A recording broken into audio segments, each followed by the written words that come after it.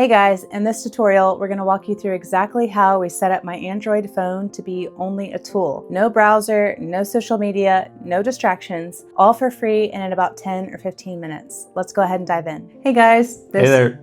This is my husband Jeremy, and he's the mastermind behind all of this, and he's going to show you how to work this out on your phone. Yep, let's go take a look. All right, so you should have your computer, your phone, and USB cord to connect the two. Simple setup. So for your Android phone, you're going to go in here. You're going to go to Settings. You're going to go to About Phone. Scroll all the way to the bottom. You're going to tap build number right here 7 times. That's going to turn on extra what are called developer options on your phone that you'll need. Now, if I tap it, it's going to tell me I'm already a developer because I've already turned those options on. But you're going to tap it 7 times and that will turn on your developer options. Where you find that is you go back, you can go up here to System, Developer Options. Now, to do what you need to do on your phone, you're going to scroll down. You must turn on USB debugging, which is right here. Under debugging, you must turn this on so that your computer can do what it needs to do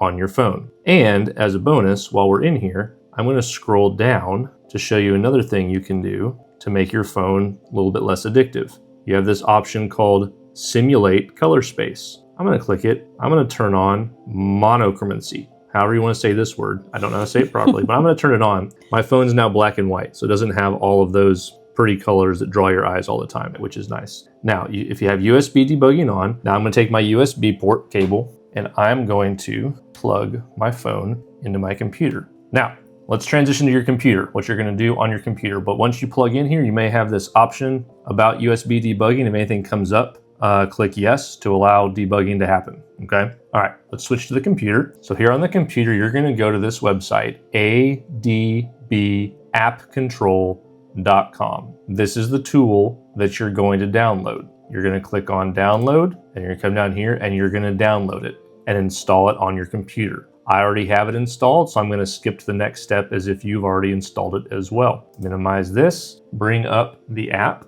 Now, when this comes up, you may have to again go onto your phone and select allow debugging, which I've just done. And now if you look at the computer, it now recognizes my phone. It's a Google Pixel 7, and these are all of the apps on the phone. And I want to take off everything that is a distraction to me. I don't want to be able to browse the internet at all. So I'm going to come down here. I'm going to select Chrome. I also don't really want all the extra Google stuff on there because I don't use it. So I'm going to come down here. I'm going to get rid of Gmail. I'm going to get rid of Google itself off of my phone. And I don't really want YouTube on my phone either. Now, some of these apps are apps that you would never be able to simply delete off of your phone if you went in there because it's what's called bloatware. It's just stuck on your phone permanently. But I'm going to come over here. I've selected these 4 applications. I'm coming over here, select uninstall. It's going to give you a warning here, making sure that you actually want to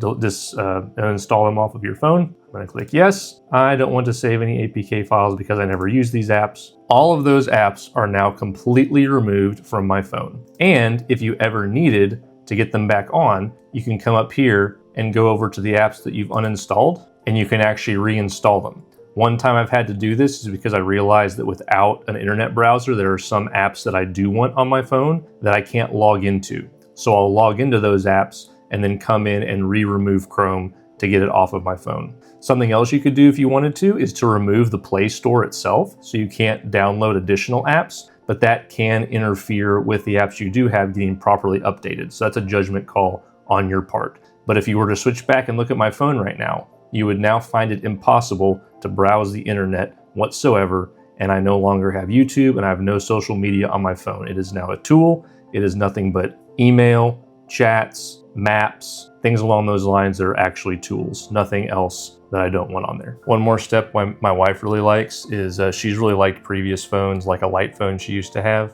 and there is an app called O Launcher, literally just the letter O, launcher, that you can download, and it'll make your phone look even more minimalistic. It'll take away the icons and stuff and just give you text for the apps that you want to use, giving it an overall nice, simplified look that my wife really appreciates. I don't use it, but she really likes it. So that's one more thing you can use.